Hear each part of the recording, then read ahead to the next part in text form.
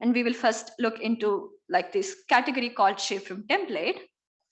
So so shape from template, or like a template based reconstruction, it consists of like, it's again a monocular non-rigid 3D reconstruction method, which assume that like a 3D, like a single static shape, or like a 3D a template is given as a prior.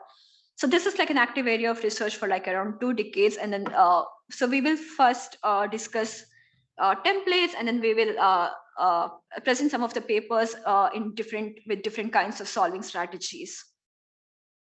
So first of all, okay, so the template, what is a template? So template is like a like the static shape, like, it could be in the reference configuration, it could correspond to the first frame of the monocular video, and it's like a shape at rest too. And then how do we use this template? So it could be used in multiple ways. Like, for example, some methods may encode the template as a neural network weights, and then the other method can flatten the template and then use it for computing the 2D to 3D registration with the given input image. One may also use it as like a starting state of like a physics simulator. So the one category of this analytical and one category of the shape from template methods, they provide analytical solution to this problem of shape from template. So they first assume that there is a var which is given, which relates the template to the given input image, and then they formulate the shape from template problem as a system of partial differential equations. And these differential equations consist of like 2 set of constraints. One is the reprojection constraint, and the other one is isometry. Reprojection is the data term, and the isometry is a metric based prior. And one could also replace it with some other metric based prior as well, like conformality. So then they solve these partial differential equations to get the analytical solutions and get the reconstruction in a single step. So these are, so these methods are like really fast, and then they also act on like a single image. However, the disadvantage is that they work on coarse, they only get the coarse deformations and without temporal consistency. And also most of these methods require like a post-processing with some iterative method. So other category of methods like here, the deep SfT is like the neural methods. Here, this particular method, it assumes that the reconstruction is unknown, and also the 2D registration of the template with the input image is also unknown. And they train like a neural network, to estimate like the var and to estimate the depth map. And then they have like a common branch, and then depth and the var specific branches. And then they do like as post processing to get a output geometry. So the reconstruction, so this is like a object specific method, and then it achieves good reconstruction results. And then it's also can give decent results in case of like occlusion and illumination changes. But again, this is object specific. So some other methods this other category of methods, for example, the energy based methods, which are object generic and also give quite good performance. So one of these methods is like the phi SfT, which represents like the reconstructed shapes as the as the output of like a physics simulator, and then it optimizes for these reconstructed shapes. Instead of optimizing like per vertex like deformation, it would optimize the physical parameters which generate this kind of deformation. And this is done through like a differentiable rendering. So the differentiable rendering and the energy, like the loss is back propagated all the way to the physical parameters which generate these deformations. So this method shows that it can reconstruct like the folds like as shown in the second row. So some of the open challenges with shape from template methods is that it's it primarily works mostly on like single deformable objects, like multi objects are not explored, or like the background is often omitted. And also most of the data sets or most of the scenarios are like shown on like smooth deformations, and also the methods do not explore, for example, changing topology or like self collisions. And and they also make, this is also a limitation that they make like a big, they make an assumption that the template should be available, and also sometimes like a warp, like, or like a correspondence should be available between the given input image and the template. So next we will talk about like another category of methods, like again like a general method, which is called like non-rigid structure from motion. So like whereas we saw that like shape template uses like the information present in single image to like deform a template, like the non-rigid structure from motion, it relies on the motion and the deformation cue for 3D recovery. And it's also like hence it's more generally applicable than shape from template, as it does not require a 3D prior. So most of the state of the art methods, they follow like the matrix factorization approach of Bregler, where the input to the NRSfM is the 2D point correspondence, and then the output is the like a per view object or the camera poses, as well as the 3D shapes.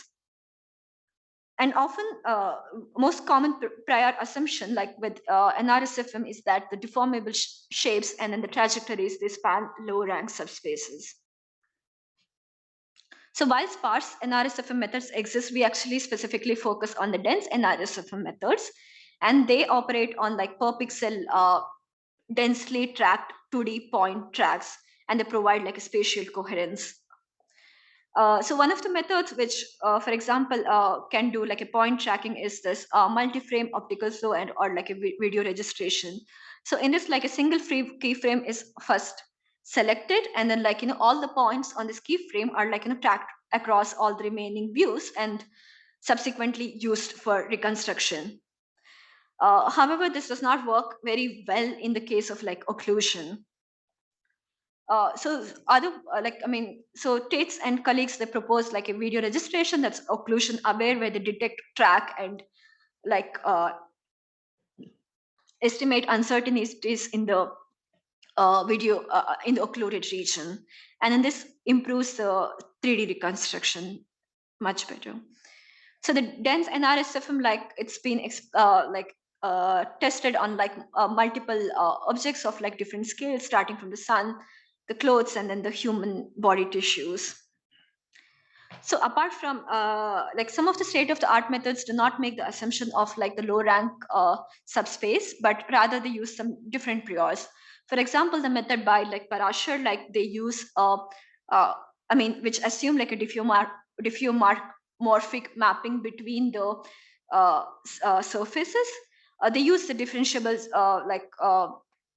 properties of these 3D points locally, and they achieve like quite competitive performance on smooth deformations. And then the method by Golyanik, for example, it like can handle it has a dynamic shape prior on the occluded region, and in this case, like it can accurately detect like the robotic arm and still do a reconstruction with it. And then one of the recent state of the artwork by Sen Gupta, they consider like a topological prior, like where they, this was used for colonoscopy, and then they assume that the reconstruction follows a particular topology. In this case, like it's tubular. So we'll discuss like two methods, like a neural NRSfM methods. So the first one, they model the deformation as deformation. They model the deformation with a neural network. So they follow like an autodecoder paradigm, and then they assign like a latent code to each reconstructed 3D shape. Yeah. So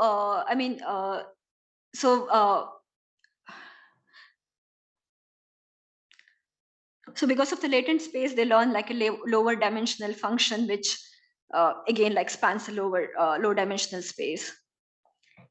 And then they also introduce, so like for example, the structure of this method follows the data term, which is like the matrix factorization with the input point tracks. And then like they also ensure temporal consistency of adjacent latent codes, and also like a Laplacian smoothing term. And they, what's interesting is they also have this constraint on the latent space, where they map the latent code to the Fourier space and apply a sparsity constraint. So after training, like as you see on the right, like they observed that like the periodicity in the motion can be recovered after training.